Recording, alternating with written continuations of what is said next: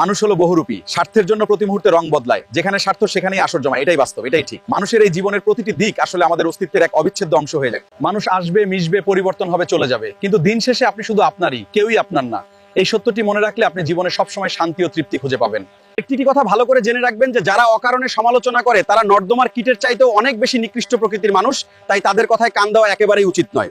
আজকালকার দিনে রক্তের সম্পর্ক আর আত্মার বন্ধন যেন এক রূপকথার গল্প হয়ে গেছে। মানুষ এখন সবকিছুতেই নিজের লাভ খোঁজে।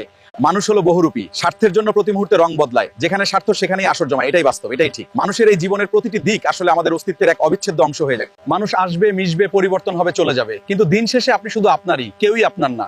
এই সত্যটি মনে রাখলে আপনি জীবনে সবসময় শান্তি ও তৃপ্তি খুঁজে পাবেন। একটি কথা ভালো করে জেনে রাখবেন যে যারা অকারণে সমালোচনা করে তারা নর্দমার কীটের চাইতেও অনেক বেশি নিকৃষ্ট প্রকৃতির মানুষ। তাই তাদের কথায় কান দেওয়া একেবারেই উচিত নয়। আজকালকার দিনে রক্তের সম্পর্ক আর আত্মার বন্ধন যেন এক রূপকথার গল্প হয়ে গেছে। মানুষ এখন সবকিছুতেই নিজের লাভ খোঁজে।